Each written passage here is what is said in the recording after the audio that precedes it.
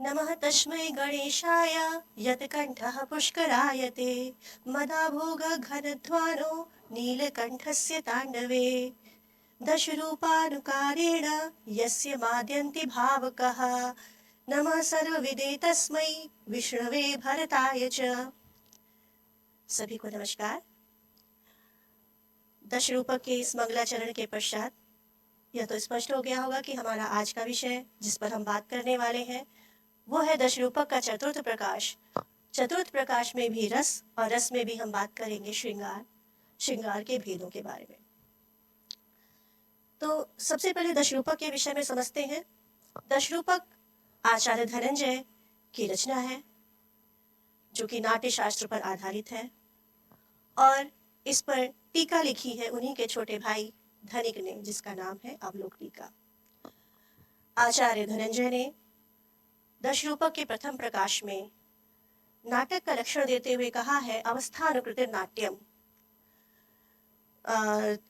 अनुकार्य रामादि की अवस्था का अनुकरण करना ही नाट्य कहलाता है।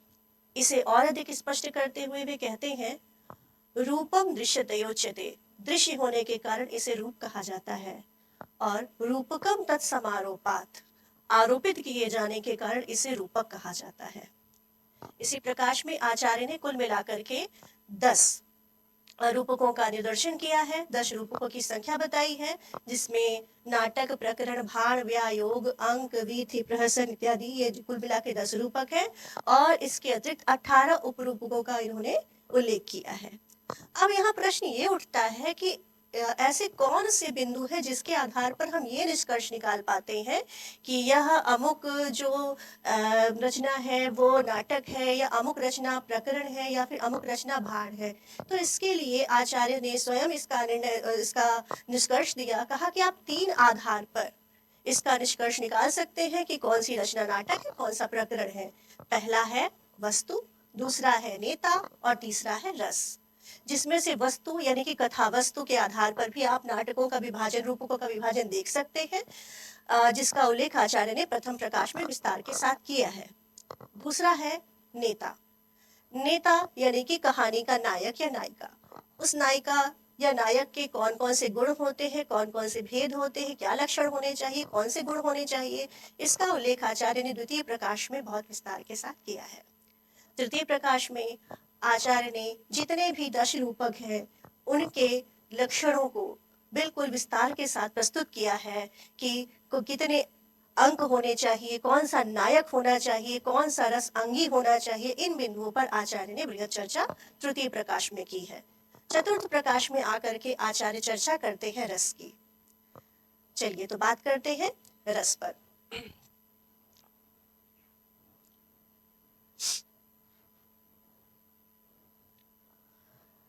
भारतीय काव्य शास्त्र में रस एक बहुत ही विचारणीय बिंदु रहा है। अग्नि पुराण जो कि साहित्य शास्त्र की मीमांसा करने वाला प्रथम ग्रंथ माना जाता है, उसमें कहा जाता है कि जिस प्रकार से बिना दान के लक्ष्मी की शोभा नहीं होती, उसी प्रकार से बिना रस के काव्य भी शोभित नहीं होता। तो स्पष्ट रूप से रस की महिमा विख्यात होती है। और वैसे भी जितने भी हम सब हैं, हम सभी सरस वस्तुओं की तरफ भागते हैं, नीरस को कोई पूछता नहीं है। काव्य भी वही अच्छा माना जाता है जिसमें रस का प्राधान्य हो, जो सरस हो।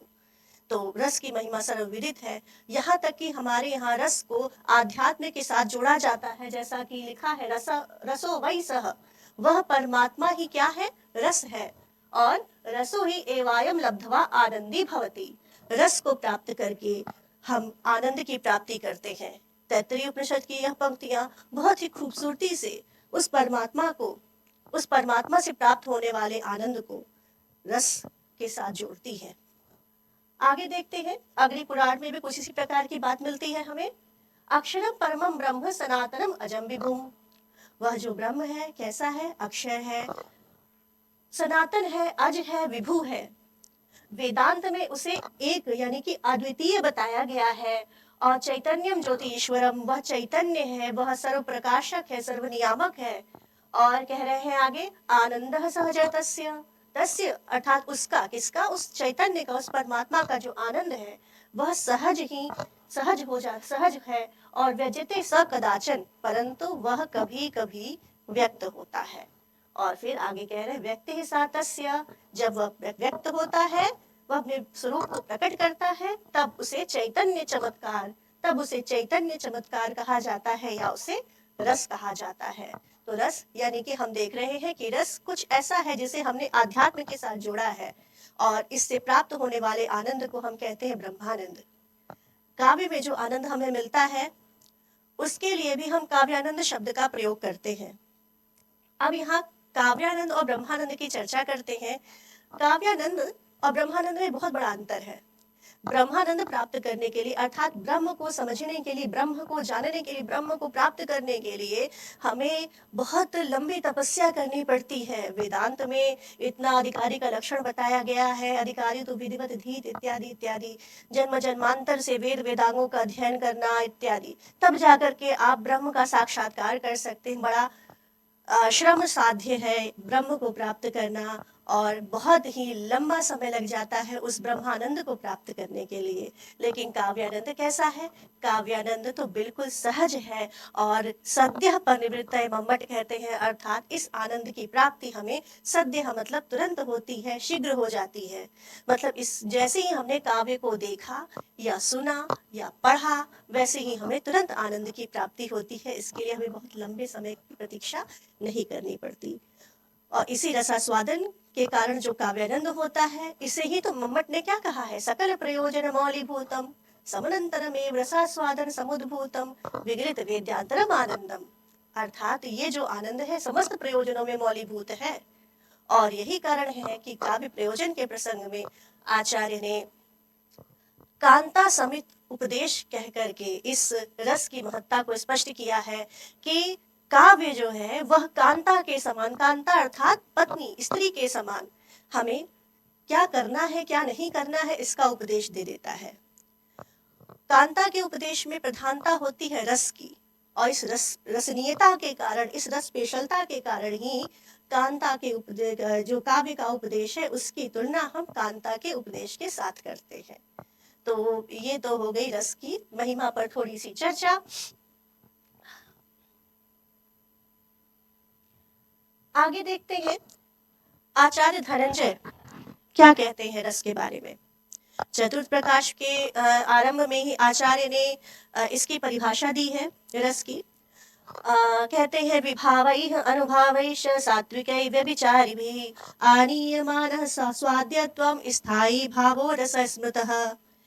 यानी कि विभाव, अनुभाव, सात्विक भाव, व्यभिचारी भाव आदि जब रत्यादि स्थायी भाव चर्वणा के योग्य बना दिया जाता है तब उसे रस कहा जाता है।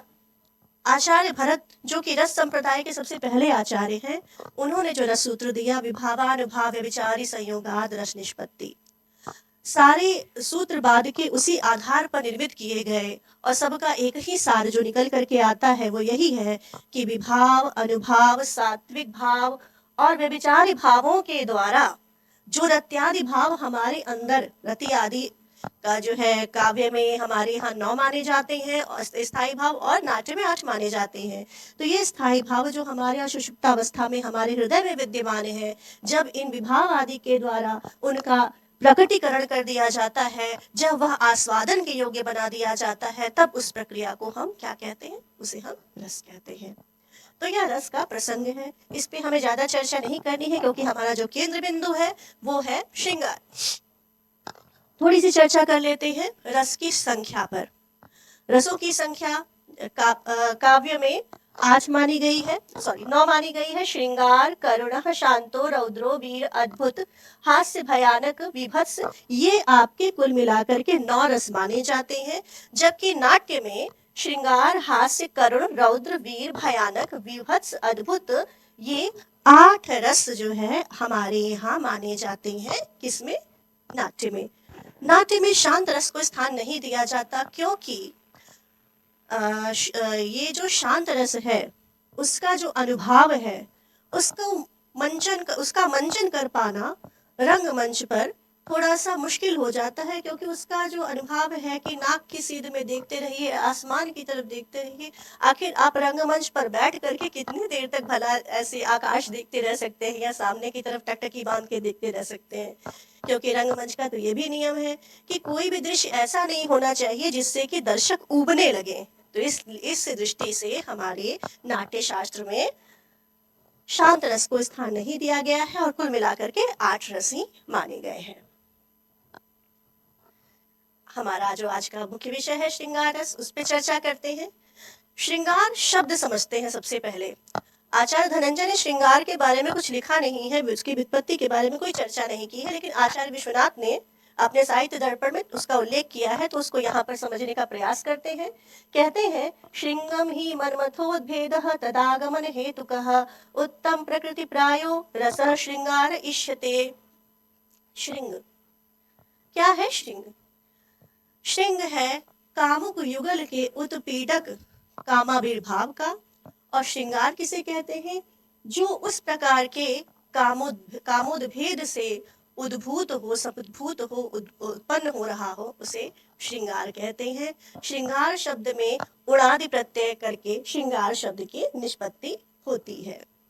श्रृंगार को हमारे यहाँ सबसे पहला रस माना जाता है, सबसे प्रधान रस माना जाता है। और कई आचार्य तो ऐसे हुए हैं जो कि कहते हैं कि सिर्फ और सिर्फ हम तो श्रृंगार रस को ही मानते हैं।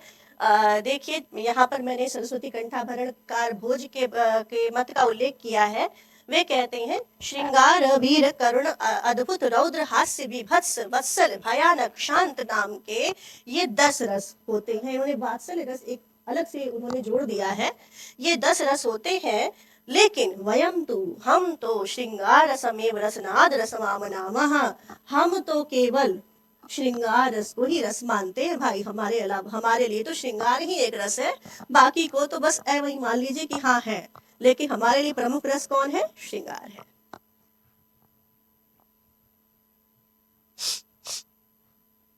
हमारे जो जैसा कि रस संप्रदाय के प्रथम आचार्य हैं आचार्य भरत, उनके विचार को भी जानते हैं कि श्रृंगार के बारे में उनका क्या कहना है।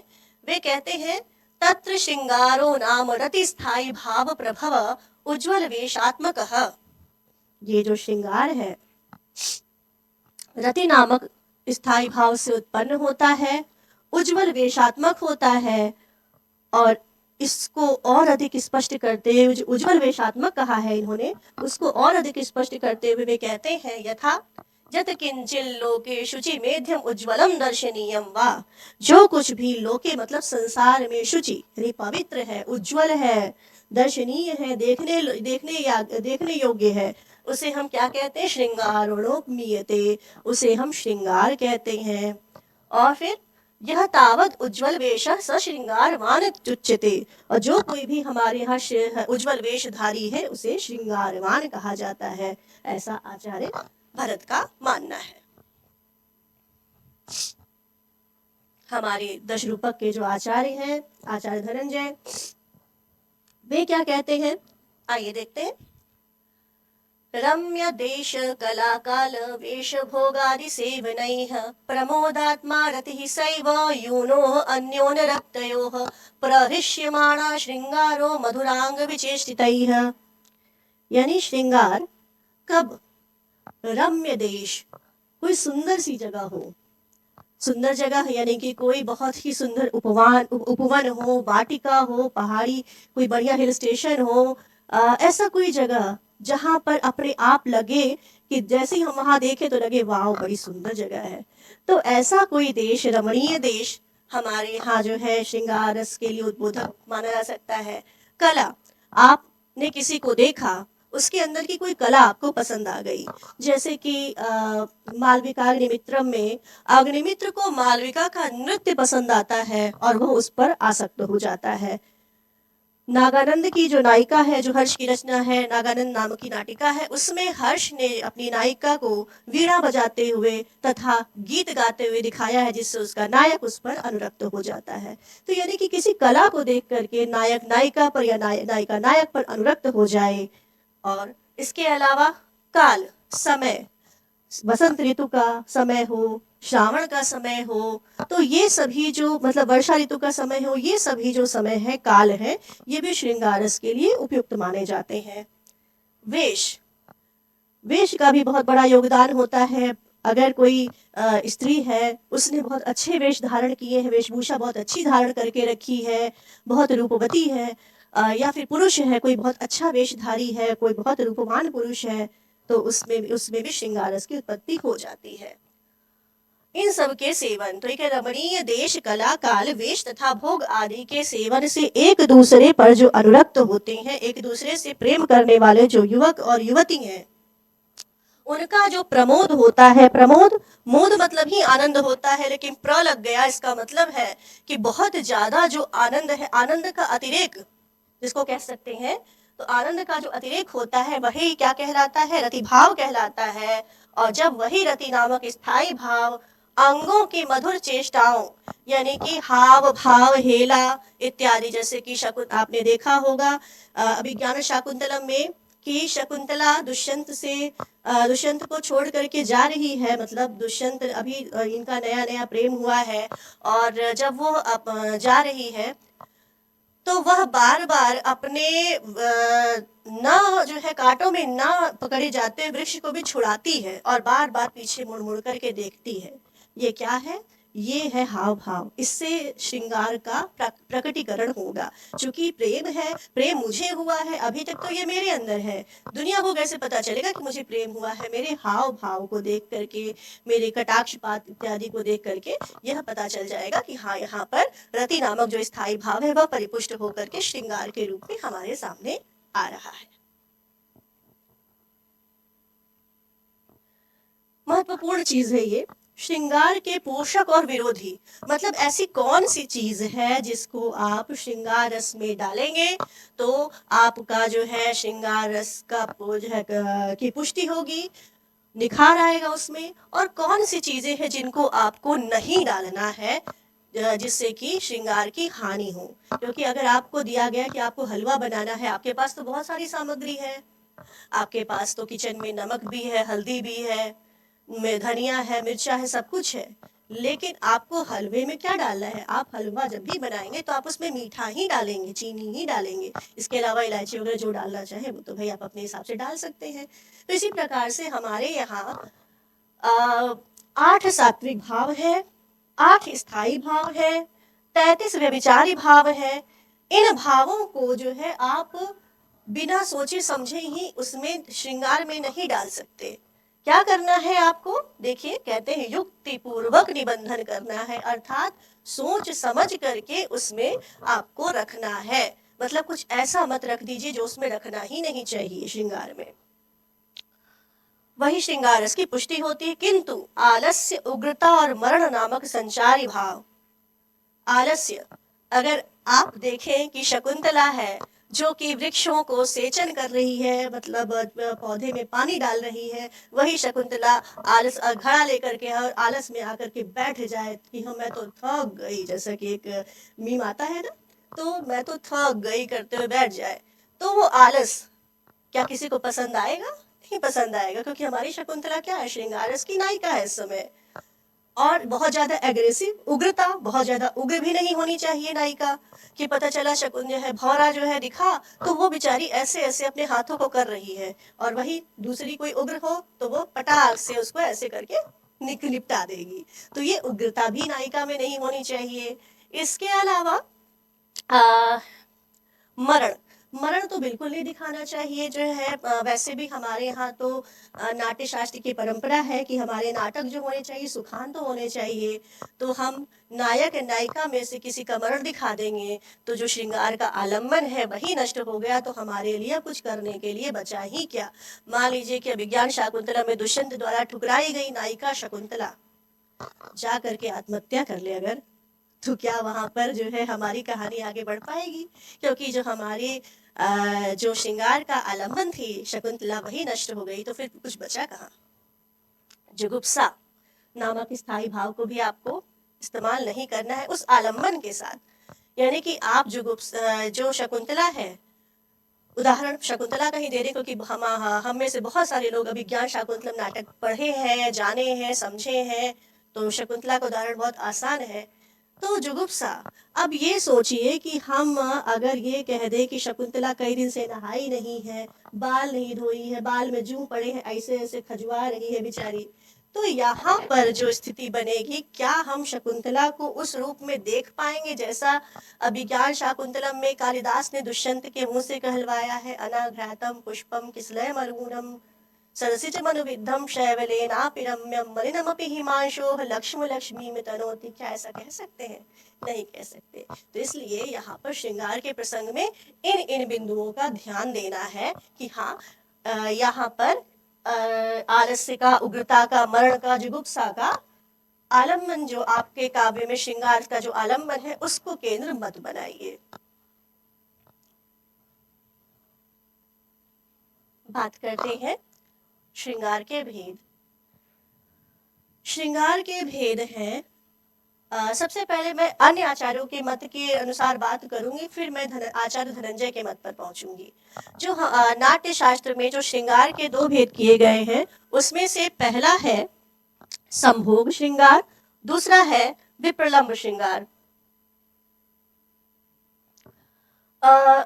यह जो संभोग श्रृंगार है इसे ही संयोग कहा जाता है और विप्रलंब को कई आचार्य विप्रयोग कहते हैं। इस संभोग के तो एक ही भेद किए जाते हैं, क्योंकि इसके पीछे कारण ये है कि इसमें इतने सारे अनुभाव हैं कि इसके आधार पर हम इसके अनंत भेद हो जाएंगे, गणना ही नहीं की जा सकती। इसीलिए सारे आचार्य एक मत से कहते हैं कि इसके तो एक ही भेद होते हैं। विप्रलंब के अलग आचार्यों ने कुछ किसी के अनुसार 4 है, किसी के अनुसार 5 है, अलग अलग है। तो देखते हैं, यहाँ रुद्रट के और आचार्य विश्वनाथ के अनुसार पूर्व 4 प्रकार माने गए हैं: पूर्व राग विप्रलंब, मान विप्रलंब, प्रवास विप्रलंब और करुण विप्रलंब। ये 4 भेद मानते हैं आचार्य रुद्रट और आचार्य विश्वनाथ। इसके अलावा 5 प्रकार के जो भेद माने गए हैं वो है अभिलाष, ईर्ष्या, विरह, प्रवास विप्रलंब, शाप विप्रलंब। ये मत है आचार्य मम्मट, जगन्नाथ और आचार्य रामचंद्र का। ये 4 और 5 प्रकार। इसमें जो लगभग सब कुछ सेम ही है, सारे आचार्यों का मत एक ही है, बस नाम यहाँ पर पूर्व राग जो विप्रलंब है उसी को आचार्य मम्मट ने क्या कह दिया है? अभिलाष विप्रलंब कह दिया है।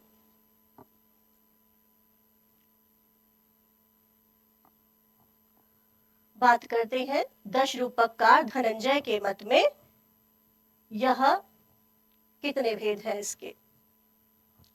तो कहते हैं अयोगो विप्रयोगश्च संभोगश्च संभोगः च इति त्रिधा।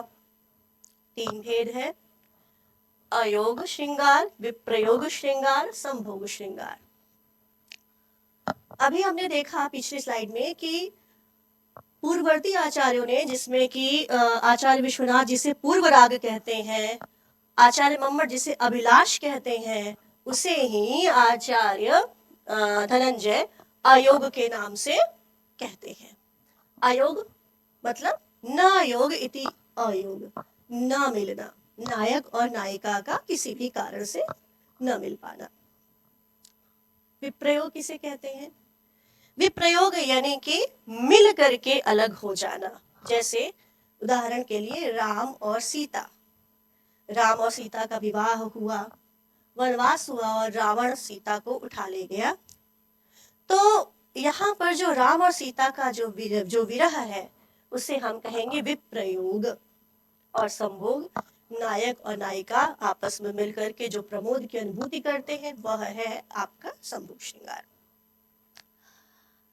अब यहाँ पर इस श्रृंगार के लिए योग्य पात्र कौन कौन से होते हैं, थोड़ी सी चर्चा उस पर करेंगे।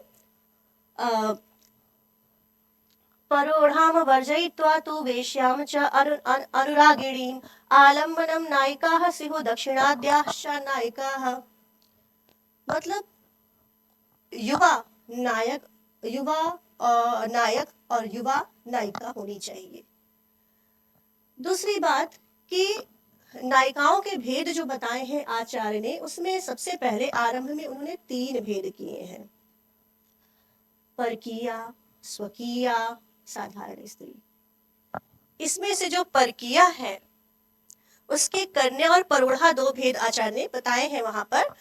जो कन्या है उसको तो आप श्रृंगार रस का केंद्र बना सकते हैं, लेकिन जो परोढ़ा, परोढ़ा का तात्पर्य होता है पर ऊढ़ा, दूसरे की भी जो विवाहिता पत्नी है उसे आप श्रृंगार रस के प्रसंग में स्थान नहीं दे सकते। यानी कि कोई व्यक्ति किसी दूसरे की पत्नी से प्रेम करे तो उसे आप श्रृंगार रस का विषय नहीं बना सकते। तो परोढ़ा को वर्जयित्वा छोड़ दीजिए और वेश्याम च अनुरागिणी, वेश्या को रखिए, लेकिन ऐसी वेश्या को स्थान मत दीजिए जो नायक के प्रति अनुराग रखती ना हो। हम लोग अपने नाट्यों में देखते हैं कि पहले वेश्याओं को बहुत ज्यादा सम्मान प्राप्त था। हमने एक नाटक पढ़ा मृच्छकटिकम, मृच्छकटिकम की जो नायिका है वसंत सेना, वो भी गणिका है, एक वेश्या है, लेकिन वह वहां पर श्रृंगार का बिंदु है। क्यों?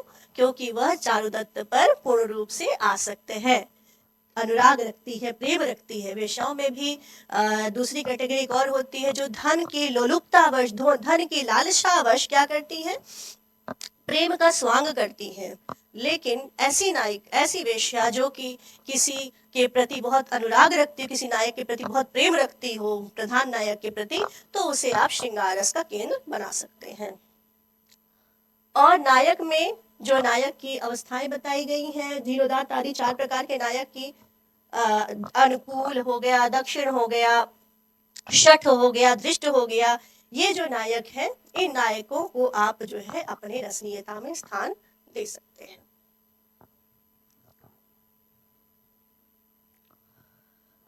बात करते हैं अयोग श्रृंगार के बारे में। अयोग श्रृंगार, जैसा कि हमने बताया कि न योगः इति अयोगः, न मिल पाना, यानी कि हमने किसी को देखा, उससे हमारा प्रेम हुआ, लेकिन किसी कारणवश हम उससे मिल नहीं पा रहे हैं।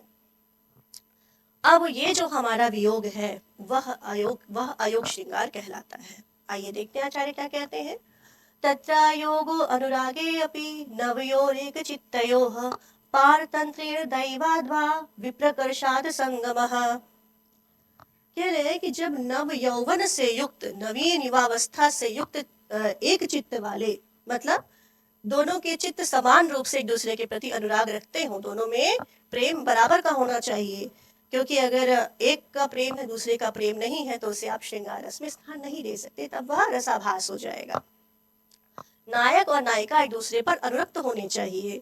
ऐसे नायक और नायिका में अनुराग तो होता है, परंतु दूसरे के अधीन रहने के कारण, दूसरे के अधीन कभी का अधीन का मतलब यह कि माता पिता के अधीन रहने के कारण, या फिर बड़ी रानी ज्येष्ठा नायिका देवी के अधीन रहने के कारण, या फिर दैववशात एक दूसरे से मिल नहीं पाते हैं। जैसे हमारे यहाँ लड़का और लड़की कोई प्रेम करते हैं लेकिन मम्मी पापा मना कर दे रहे हैं, तो जो विरह है वो उनका अयोग श्रृंगार में जाएगा। इसके अतिरिक्त बात करें दैववशात, दैववश यानी कि भाग्यवश या कुछ अन्य कारण से जिसपे अपना वश नहीं है। जैसे ये कुमार संभवम में देवी पार्वती और शिव का मिलन नहीं हो पाता, वहां पर माता पिता की परमिशन जैसी कोई चीज ही नहीं है। वहां पर शिव ने जो प्रतिज्ञा की है कि वो विवाह नहीं करेंगे, वह प्रतिज्ञा ही दैववशात जो है कारण बना रही है पार्वती और शिव के न मिल पाने का। तो यह हो गया अयोग श्रृंगार। इस अयोग श्रृंगार के 10 अवस्थाएं हैं, यानी कि 10 चरणों में यह आगे बढ़ता है। और जो पहले की अवस्था है उसके बाद की अवस्थाएं जो होती हैं वो क्रमशः कठिन होती जाती हैं। तो सबसे पहली जो अवस्था है वह है अभिलाष। अभिलाष यानी स्पृहा, चाहना। अभी इस पे अगली स्लाइड में विस्तृत चर्चा करेंगे। तो हमने अगर किसी को देखा, वह हमें बड़ा सुंदर प्रतीत हुआ, जैसे दुष्यंत ने शकुंतला को देखा, वह उसे सुंदरी प्रतीत हुई। रत्नावली नाटिका में सागरिका को देखा, अच्छा लगा, तो सागरिका से उदयन का प्रेम हुआ। इसके बाद दूसरा चरण है चिंता, प्राप्ति उपाय चिंतनम, यानी कि कैसे पाए उसे। अब उसकी चिंता लग गई कि कैसे देखें उसको, कैसे उसको देख सकते हैं, कैसे उससे बातें हो सकती हैं, उसकी आवाज कैसे सुन सकते हैं, उसे पा कैसे सकते हैं। ये सारी चिंताएं करना इस चिंता के अंतर्गत आता है। तीसरा है स्मृति। सदृश ज्ञान चिंताद्यैः संस्कारात् स्मृति। बिल्कुल वैसे ही कोई मिलती जुलती चीज दिख जाए या कोई बात याद आ जाए, उसको उसके कारण जो उसकी स्मृति आती है वह होती है स्मृति। यानी कि मान लीजिए कि हमारी हमारा जो प्रेमी है या प्रेमिका है, वह कुछ जो जैसा कपड़ा पहनता है वैसे ही कपड़ा पहन कर कोई और आ जाए, या कोई बात ऐसी हो जाए जो कि उसने की थी या उसने कही थी, तो फिर वो जो चीजें याद आती, रिकॉल होती हैं, उसे कहते हैं स्मृति। तीसरा है गुण कथन। कोई बातें करें उसके बारे में, या हम किसी से उसके बारे में बातें करें, उसके गुणों की चर्चा करें, तो इससे क्या होता है, इससे जो हमारी जो पीड़ा होती है, जो दर्द होता है, वो कम होता है। वैसे भी हमारे कहा जाता है ना कि बातें करने से बहुत सारी समस्याओं का समाधान हो जाता है।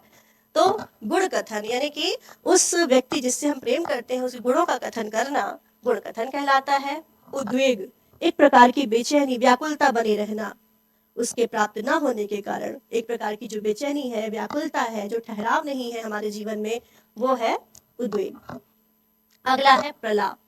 प्रलाप के लिए अलक्ष्य वाक्य प्रलापः, बिना सिर पैर के बातें करना, मतलब कि कहना कुछ और है, कह कुछ और रहे हैं, तो इस प्रकार का जो है, जो वार्तालाप है, वह क्या कहलाता है, प्रलाप कहलाता है। उन्माद किसे कहते हैं, अपरिच्छेद चेतना चेतनेष्वपि, चेतन और अचेतन में भेद ही न पता चलना। कई बार ऐसा होता है ना कि हम लोग दीवार से बातें करने लगते हैं, शीशा देख के बातें करने लगते हैं, इवन मोबाइल में, आज तो मोबाइल है तो तस्वीर देख के बातें कर रहे हैं। तो चेतन और अचेतन मतलब आपसे बात कौन करेगा, जो चेतन होगा। अब यहाँ आप अचेतन से बात कर रहे हैं, तो यहाँ जो विवेक है वो शून्य हो जाता है कि हम बात किससे कर रहे हैं, ये चेतन है कि अचेतन है। इस प्रकार की स्मृति न रहना, इस प्रकार का ध्यान न रहना, विवेक शून्य हो जाना, ये जो है आपका उन्माद कहलाता है। जैसा कि अभिज्ञान शाकुंतलम में मेघदूत में कालिदास ने यक्ष के माध्यम से क्या कहलवाया है मेघ को, काम आर्ता ही प्रकृति कृपणाश्चेतना चेतनेषु। जो कामी व्यक्ति होता है वो स्वाभाविक रूप से चेतन और अचेतन के विषय में विवेक शून्य हो जाता है। इसीलिए तो वो मेघ जो विरही है, विरहा जो है वह कामार्थ है, वह क्या कर रहा है, अचेतन मेघ को वह संदेश वाहक के रूप में प्रेषित कर रहा है।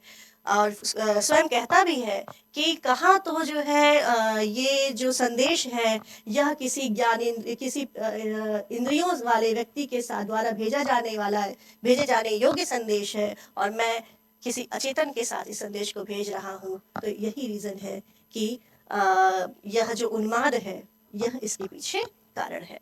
संज्वर, व्याधि से युक्त हो जाना, यानी कि ज्वर। आपने अक्सर नाटकों में देखा होगा, काव्य में पढ़ा होगा कि नायिका ज्वर से पीड़ित है, तब उसकी चिकित्सा की जाती है, कमल नाल के माध्यम से ठंडे शीतल उपचार लाए जाते हैं उस संज्वर को हटाने के लिए।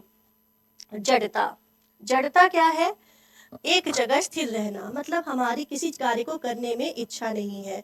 जैसे पुराना गीत है ना, ये दिल तुम बिन कहीं लगता नहीं, हम क्या करें, तो ये जो भाव है यह क्या है, जड़ता कहलाता है। 10वां है मृति। मृति यानी कि मरण।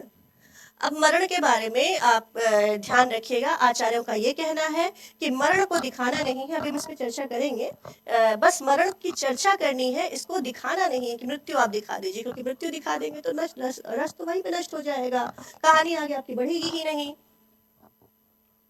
हाँ, अभिलाष यानी पूर्वराग विप्रलम्ब, जैसा कि हमने बताया था कि अभिलाष पे चर्चा करेंगे, तो अभिलाष पे चाहे देखते हैं।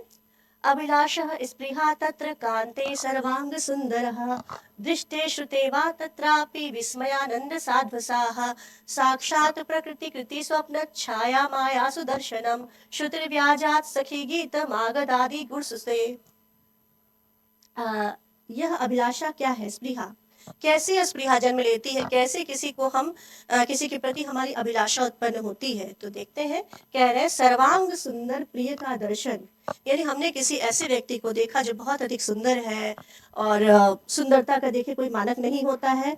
कोई ज़रूरी नहीं कि बहुत ज़्यादा श्रृंगार करके कोई व्यक्ति आया हो, हमें उसी को देख करके अच्छा लगे। हर व्यक्ति के लिए सुंदरता की अपनी अपनी परिभाषा होती है। तो ऐसा कोई जो कि सर्वांग सुंदर हो, ऐसे प्रिय का दर्शन होने पर या उसके विषय में सुन करके उसके प्रति जो इच्छा होती है उसमें विस्मय होता है, मतलब हम उसे देख के आश्चर्यचकित हो जाते हैं, आनंद आता है उसे देख करके, संभ्रम, उसे हम एक घबराहट में आ जाते हैं, और ऐसे अनुभव होते हैं। और यहाँ पर जैसा कहा गया है कि प्रिय का दर्शन कैसे कैसे होगा, उसके कुछ कुछ तरीके हैं जो बताए गए हैं। प्रिय का दर्शन साक्षात रूप से, यानी कि साक्षात हमने एक दूसरे को देखा, जैसे कि अभिज्ञान शाकुंतलम में दुष्यंत शकुंतला को सीधे सीधे तौर पर देखते हैं। चित्र के माध्यम से किसी नायिका ने किसी को देखा। स्वप्न में, यानी कि हमने स्वप्न में देखा, जैसे कि आपने एक कहानी पढ़ी होगी उषा की और कृष्ण के पौत्र अनिरुद्ध की। उषा कृष्ण के पौत्र अनिरुद्ध को स्वप्न में देखती है, और स्वप्न में देख करके ही, दर्शन करके ही उससे प्रेम हो जाता। तो दर्शन की बात कर रहे थे, तो प्रियतम के दर्शन कैसे होते हैं? तो चित्र में, स्वप्न के बारे में हम आपको बता रहे थे कि किस प्रकार से उषा जो कि बाणासुर की पुत्री है, उन्होंने श्री कृष्ण के पौत्र अनिरुद्ध को स्वप्न में देखा और उनसे उन्हें प्रेम हो गया। इसके अलावा छाया में और माया में, इंद्रजाल के माध्यम से भी कभी कभी दर्शन हो जाता है। जैसे कि एक नाटक है प्राकृत का कर्पूर मंजरी, उसमें जो पात्र है भैरवानंद, वह कर्पूर मंजरी को राजसभा में ला करके राजा चंद्रपाल के समक्ष उपस्थित कर देता है, जिससे कि कर्पूर मंजरी को राजा देखते हैं और वहां पर प्रेम की उत्पत्ति होती है। तो ये जो है, और श्रवण की बात करा जाए, यानी कि आप जो है साक्षात देख सकते हैं, सुन सकते हैं। सुनना किससे है, किन किन के माध्यम से आप सुन सकते हैं? सखी के माध्यम से आप सुन सकते हैं, यानी कि किसी सहेली के माध्यम से आपने सुन लिया किसी व्यक्ति के बारे में तो आपको प्रेम हुआ।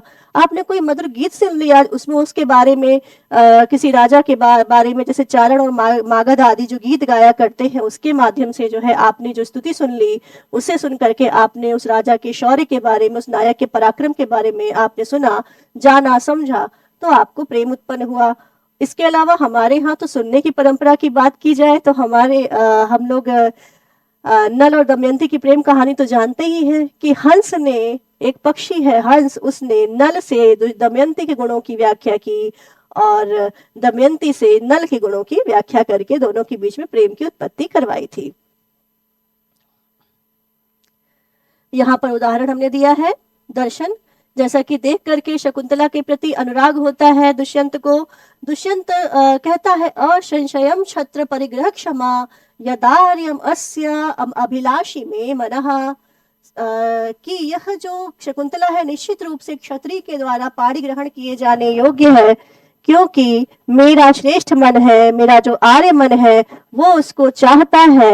और इसके पीछे कारण क्या है कि जो सज्जनों का जो अंतःकरण होता है, जो उनका मन होता है, वो संदेहास्पद विषयों में स्वयं ही अपना प्रमाण प्रस्तुत कर देता है।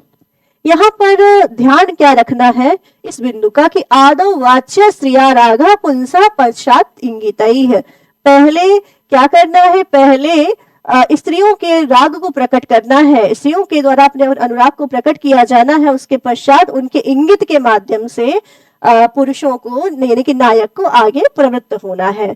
जैसे हमने अभिज्ञान शाकुंतलम की बात की तो उसमें हमने देखा कि शकुंतला के हाव भाव को देख करके कि मैं बोल रहा था तो वो मुझसे अपनी बातें नहीं मिला रही थी, मैं जब उसकी तरफ देख रहा था तो कुछ और देख रही थी, कुछ सुनने पर वो किसी दूसरी बात को कह के हंस दे रही थी। इस प्रकार से जो है उसने अपने प्रेम को छिपाया भी नहीं और प्रकट भी नहीं किया।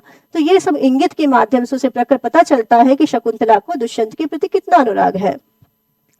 चिंता दशा हमने चर्चा की थी कि दशाएं होती हैं, तो दशा में चिंता की जो है के लिए श्लोक देखिए, कथम इक्षे कुरंगाक्षी साक्षात लक्ष्मी मनोभुवम इति चिंता कुलह कांतो निद्राम नयति निशीतिनीम। जैसे हमने किसी को देखा उसके बाद उसे प्राप्त करने की चिंता, देखने की चिंता, उसकी आवाज सुनने की चिंता की बात की थी। उसका ये श्लोक देखिए कि एक नायक है, परेशान है, उसे रात में नींद नहीं आ रही है, क्या सोच के कथा मीक्षे, कैसे देखूं कुरंगाक्षी, उस मृगनयनी को मैं कैसे देखूं जो मेरी साक्षात लक्ष्मी है, ऐसी साक्षात लक्ष्मी को मैं कैसे देखूं। ऐसा सोचते सोचते, ऐसी चिंता करते करते उस युवा को, उस प्रेमी को रात भर नींद नहीं आई। और जब नींद नहीं आएगी तो निश्चित रूप से आंखों के नीचे काले घेरे पड़ेंगे, चेहरा पीला पड़ जाएगा, और खाना पीना तो वैसे भी छूट चुका है, तो जाहिर सी बात है कमजोरी होगी, तो फिर व्याधि दशा उत्पन्न हो जाएगी। व्याधि दशा में देखिए, पांडुक श्यामम वदनम हृदयम सरसम तवारसम च वपुः आवेदयति नितांतम क्षेत्रीय रोगम सखीर्दन्तः। यानी कि तुम्हारा जो मुख है वो पीला पड़ गया है, हृदय तुम्हारा सरस है, अलसाया हुआ तुम्हारा शरीर है, ये तुम्हारे हृदय में होने वाले असाध्य रोग को सूचित कर रहा है। तो ये जो है 2-3 उदाहरणों के माध्यम से मैंने आपको ये जो 10 दशाएं बताई गई हैं पूर्व राग इत्यादि, उनके बारे में मैंने आपसे चर्चा की है, जिसकी यहाँ पर आचार्य ने उल्लेख किया था। आगे बढ़ते हैं। विप्रयोग श्रृंगार, जैसा कि बताया था मैंने आरंभ में, विप्रयोग का अर्थ होता है मिल करके अलग हो जाना, यानी कि आप मिले और किसी कारण से आप बिछड़ गए, अलग हो गए, तो यह जो विरह होता है इसे विप्रयोग कहा जाता है। कह रहे हैं विप्रयोगस्तु विश्लेषो रूढ़ विस्रम्भयोद्विधा मान प्रवास भेदेन मानोपि प्रणयर्षयोः। जिनका परस्पर गाढ़ जो है अनुराग होता है, प्रगाढ़ प्रेम होता है, विस्रम्भ होता है, अर्थात विश्वास जम चुका है, प्रेम एकदम गाढ़ हो चुका है, प्रगाढ़ हो चुका है, ऐसे नायक और नायिका में जो पृथक्करण होता है, जो उनका अलगाव होता है, उसे हम विप्रयोग कहते हैं। नहीं, नायक नायिका मिल चुके हैं, उनका अनुराग प्रगाढ़ हो चुका है, लेकिन किसी कारण से। अब वो कारण क्या है आगे देखिए, कह रहे हैं यह 2 प्रकार का है। कौन सा? मान विप्रयोग और प्रवास विप्रयोग। मान भी 2 प्रकार का बताया गया है यहाँ पर, प्रणयमान और ईर्ष्यामान। आइए देखते हैं क्या है प्रणयमान और ईर्ष्यामान। मान विप्रयोग कहते हैं, मानः कोपः स तु द्वेधाः प्रणय ईर्ष्या समुद्भवः। मान यानी कि मान होता है कोप। अब जाहिर सी बात है मनाना तभी होगा जब गुस्सा आएगा किसी को। अब गुस्सा क्यों आएगा?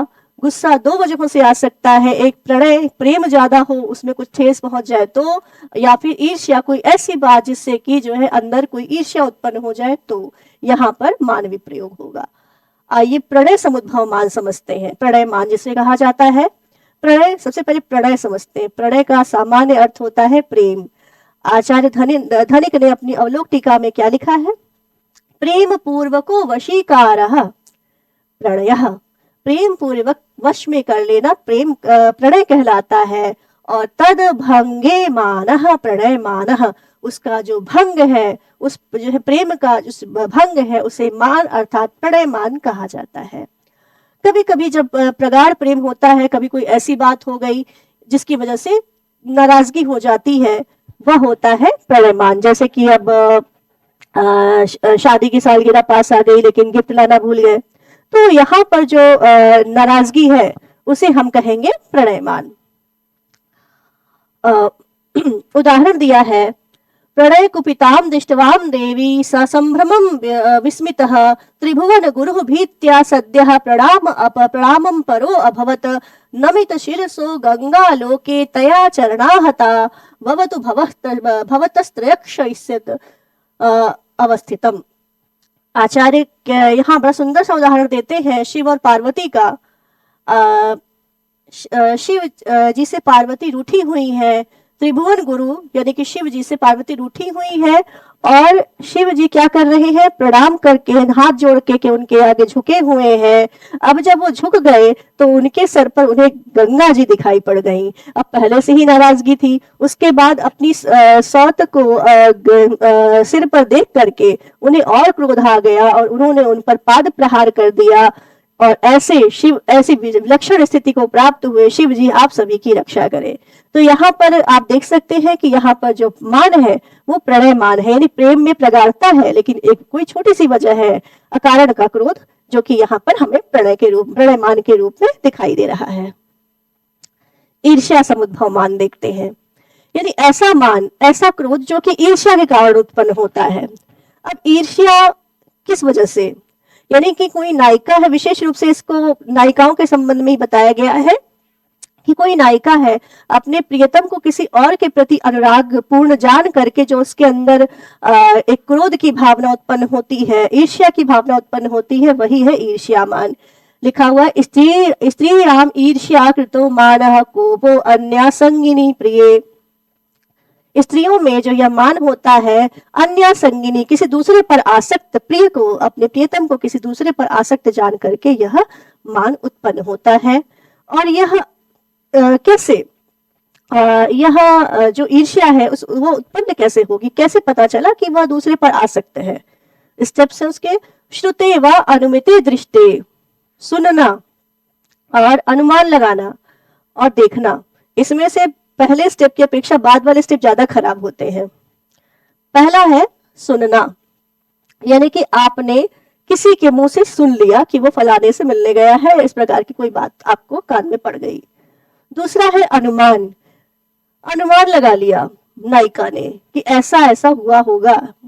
कैसे यह अनुमान लगाएंगे? अनुमान के 3 प्रकार हैं। उस स्वप्नायित जन्य, सपने में वह किसी और का नाम लेकर के बड़बड़ा रहा है या किसी और स्त्री से बातें कर रहा है, तो इससे भी अनुमान लगा सकती है वह नायिका। भोगांक जन्य, यानी कि उसके जो है शरीर पर, उसके कपड़ों पर किसी प्रकार की कोई चिन्ह दिखाई पड़ जाए, जिससे कि यह पता चल जाए कि यह किसी और के पास गया था, वहां से लौट कर आ रहा है, उससे भी जो क्रोध उत्पन्न होगा, ईर्ष्या उत्पन्न होगी, वह इसके अंतर्गत रखी जाएगी। गोत्रास्खलन जन्य, नाम लेने में त्रुटि, नाम लेना था कविता, नाम ले लिया सुनीता, तो यहाँ पर जो नायिका है जिसका नाम कविता है, वो जब सुनीता का नाम सुनेगी तो जाहिर सी बात है कि उसे उस पर क्रोध उत्पन्न होगा, उसे ईर्ष्या उत्पन्न होगी।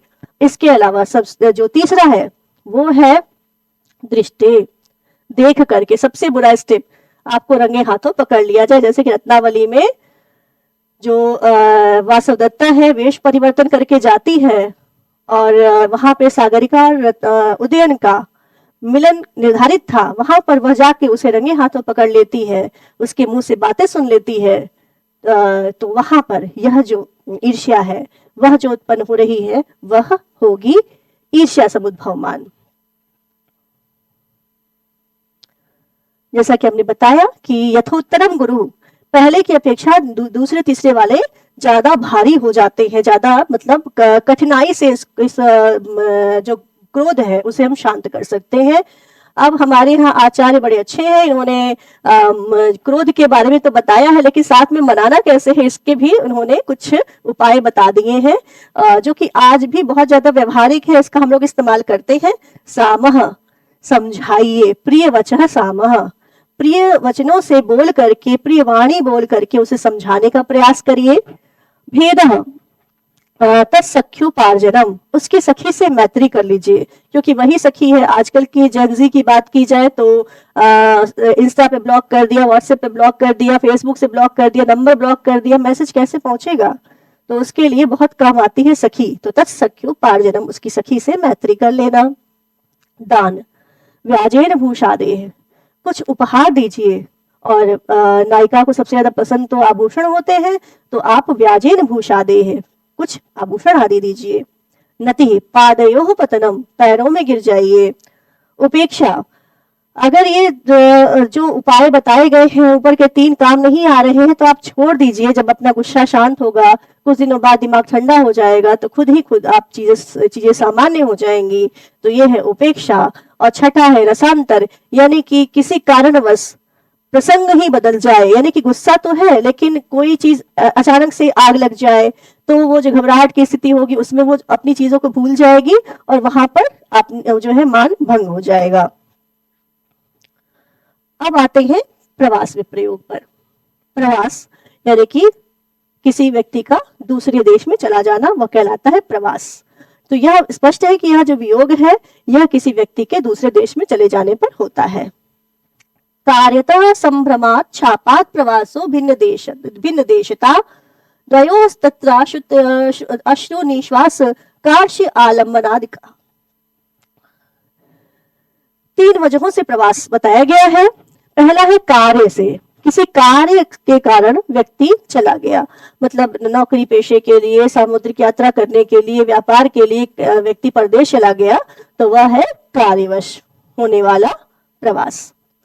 दूसरा है संभ्रम प्रवास, यानी ऐसा कोई प्रवास जो कि अचानक अकस्मात रूप से हो जाता है, जैसे भूकंप आ गया या फिर जल प्रलय आ गया, कुछ हो गया जिसकी वजह से जो है हम बिछड़ गए, जैसे कुंभ के मेले में अक्सर लोग बिछड़ जाते हैं।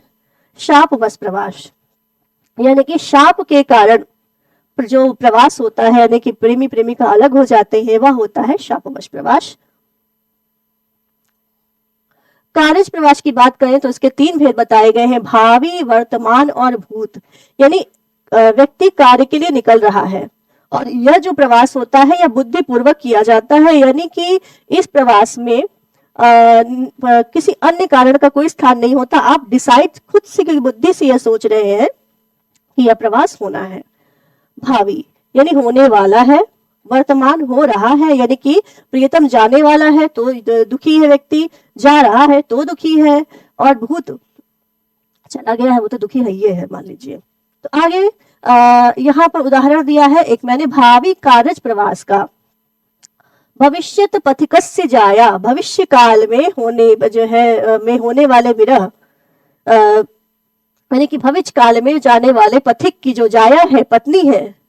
आयु क्षण जीव धारण रहस्यम, किस प्रकार से जिंदा रहूंगी, इस रहस्य को पृच्छन्ति पूछती हुई, भ्रमंती गृहात् गृहेषु, एक घर से दूसरे घरों में जा रही है कि ये बताइए कि प्रियतम के जाने के बाद किस प्रकार से जीवित रहा जा सकता है। वह ऐसी वह नायिका प्रिय विरह सहनशीला, प्रिय के विरह को असहनशीला, प्रिय के विरह को सहन नहीं कर पा रही ऐसी नायिका जो ये सोच सोच के परेशान है कि मेरे प्रियतम चले जाएंगे, इसीलिए घर घर घूम करके वो पूछती चल रही है कि किस प्रकार से जी सकते हैं। एक गीत है ना इसके विषय में, जिए तो जिए कैसे बिना आपके, बस कुछ वैसा ही है, समझ लीजिए।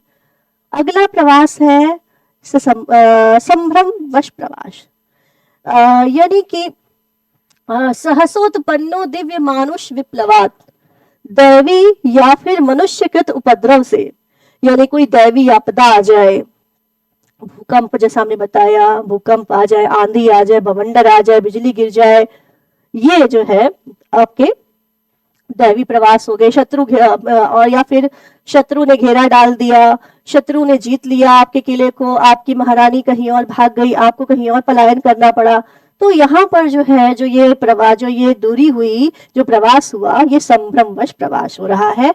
जैसे कि उदाहरण है विक्रमोर्वशीय में दैवी संभ्रम की, पुरुरवा और उर्वशी एक दैवी घटना के कारण ही एक दूसरे से अलग हो जाते हैं। और मालती माधव जो नाटक है भवभूति का, उसमें मानव के संभ्रम दिखाया गया है, क्योंकि कपाल कुंडला द्वारा वहां पर मालती का अपहरण कर लिया जाता है। तो ये क्या है, संभ्रमवश प्रवास कहलाता है।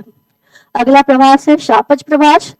इसका तात्पर्य है कि स्वरूपा अन्यत्वाकरणात् शापजः, नायक और नायिका जहां पे जो है शाप के कारण उनमें से किसी एक का रूप बदल जाता है, वहां पर शापज प्रवास होता है।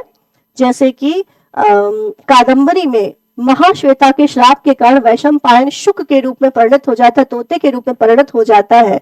तो यहाँ जो प्रवास है वह है शापज प्रवास। इसके अलावा कई आचार्यों ने कहा है, जैसे कि मेघदूत में जो यक्ष को अपनी पत्नी विशालाक्षी से, लक्ष्मी से अलग होना पड़ रहा है, तो वहां पर जो है शाप का, कुबेर का शाप इसके पीछे कारण है। तो यहाँ पर भी यह शापज प्रवास के अंतर्गत मानते हैं आचार्य।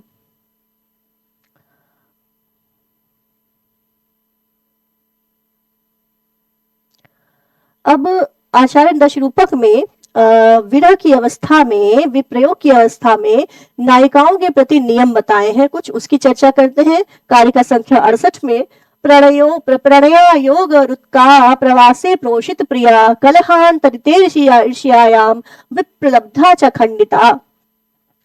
प्रणयमान विप्रयोग में तथा अयोग में विरहोत्कंठिता, नायिका कैसी होती, विरहोत्कंठिता होती है, विरह में उत्कंठित होती है, व्याकुल होती है, बेचैन होती है। प्रवास विप्रयोग में प्रोषित प्रिया, प्रोषित भद्रिका जिसको कहते हैं, वो प्रोषित प्रिया, प्रोषित भद्रिका होती है। और ईर्ष्या मान में वह कलहांतरिता होती है, विप्लब्धा होती, खंडिता होती है। ये सारी चीजें आपको, ये विप्लब्धा क्या है, खंडिता क्या है, कलहांतरिता क्या है, इसका विवेचन आचार्य ने द्वितीय प्रकाश में विस्तार के साथ किया है। थोड़ा सा हिंट दे देती हूँ। ईर्ष्यामान में कलहांतरिता यानी कि प्रियतम को फटकारने के पश्चात अंदर ही अंदर दुख में से ग्रसित रहने वाली, जैसे कि हमारे यहाँ भारतीय जो मम्मियां होती हैं वो अपने बच्चे को बल भर पीट लेने के बाद दुखी हो जाती हैं, कुछ वैसी ही नायिका है, प्रियतम को फटकारने के बाद क्या है, यह दुखी हो जाती है। कलहांतरिता विप्रलब्धा, बुलाया उसने, प्रियतम ने संकेत दिया कि हाँ यहाँ मिलना है, लेकिन मिलने नहीं आया किसी वजह से, तो वह जो है वहां पर जो अपमानित महसूस करती है वह नायिका, वह विप्रलब्धा कहलाती है। और अगला है खंडिता, अपने प्रियतम को किसी और के प्रति आसक्त जान करके जो नायिका ईर्ष्या से ग्रस्त हो जाती, क्रोध कुपित हो जाती है, वह खंडिता नायिका कहलाती है। बात करते हैं संभोग श्रृंगार के बारे में। अनुकूलौ निषेवते यत्रान्योन्यं विलासिनौ दर्शन स्पर्शनादीनि स संभोगो मोदान्वितः, वह आनंदपूर्ण अवस्था संभोग है, संभोग श्रृंगार है, जब दो विलासी जन अनुकूल होकर के एक दूसरे से जिनका मन मिल जाए, जिनके विचार मिल जाए, ऐसे जो युवक और युवती हैं उनका परस्पर दर्शन स्पर्शन आदि जो है वो सब जो स्थितियां होती हैं वह जो है क्या कहलाती हैं, संभोग श्रृंगार कहलाती हैं। और जैसा कि बताया कि आचार्यों ने कि इसके जो है एक ही भेद माने जाते हैं। यहाँ पे आचार्य कहते हैं संख्यातुम अशक्यतया चुम्बन परिरंभ आदि बहुभेदात अयम एकः एव धीरै कथितः संभोग श्रृंगारः। इसके अनुभव इतने ज्यादा हैं कि उनकी गिनती संभव नहीं है। अब किसको किस चीज में आनंद आ जाए तो उसके कारण ही आलिंगन है इत्यादि, इस अवस्थाओं के कारण, स्पर्श आलिंगन इन अवस्थाओं के कारण ही इसके अनंत भेद, असंख्य भेद हो सकते हैं। इसीलिए आचार्यों ने संवेद रूप से क्या कह दिया, अयम एक एव, यह एक ही है, इसके भेद नहीं किए जाएंगे, इसे हम मान लेते हैं कि यह एक ही है। संभोग श्रृंगार की चेष्टाएं देखिए, चेष्टास्तत्र प्रवर्तन्ते लीलाद्याः दशयोषिताम् दाक्षिण्यमार्दव प्रेम्णाम अनुरूपाः प्रियम प्रति। यहाँ पर संभोग श्रृंगार में जो युवतियों के प्रति जो प्रिय की लीला है उसकी 10 चेष्टाएं हुआ करती हैं, वह दाक्षिण्य, मृदुता तथा प्रेम के अनुरूप होनी चाहिए। और विशेष ध्यान रखना है इस बात का कि किसी प्रकार का श्रृंगार के प्रसंग में ऐसा कोई आचरण मत करिए जो कि रंगमंच की मर्यादा के अनुरूप ना हो, जो उसके नर्म के अनुरूप ना हो, अर्थात प्रेम को उतना ही जो है वहां पर मंचन दिखाइए जिसका जितना की आवश्यक हो, जिससे कि उस रंगमंच की मर्यादा और गरिमा बनी रहे। अब एक विचार है कि हम लोग बात करते हैं जब संयोग और विप्रयोग की, तो सबसे पहले संयोग बोलते, विप्रयोग कहते हैं बाद में, लेकिन जब वो उसके भेद प्रभेदों की बात आती है तो सबसे पहले हम बात करते हैं विप्रयोग की, फिर बात करते हैं संभोग की या संयोग की। तो इसके विषय में आचार्य साहित्य दर्पण का आचार्य विश्वनाथ बड़ी सुंदर सी बात कहते हैं कि न विना विप्रलम्भेन संभोगः पुष्टिमश्नुते, बिना विप्रलम्भ के संभोग की पुष्टि नहीं हो सकती, अर्थात बिना बिछुड़े आनंद नहीं आ सकता संयोग का। अर्थात जैसे कि दिन का आनंद तभी आ सकता है जब आपने रात देखी हो, तो उस जो है उसी प्रकार से विप्रलम्भ है, वह जो है विप्रलम्भ के पश्चात संयोग मिलने का आनंद आता है। जब मतलब बिछड़े हुए लोग मिलते हैं तो ज्यादा आनंद की उत्पत्ति होती है, क्योंकि जो है कशायिते ही वस्त्रादौ भूयान रंगो विवर्धते, अर्थात निम्न वस्त्र में ही जो है बहुत अधिक रंग चढ़ते हैं। तो ये जो है आज की आपकी कक्षा रही, जिसमें कि हमने आपको श्रृंगार के भेद प्रभेदों के साथ विस्तार पूर्वक वर्णन किया। शेष आगे अन्य विषय पर भी आपसे बात होती रहेगी। नमस्कार।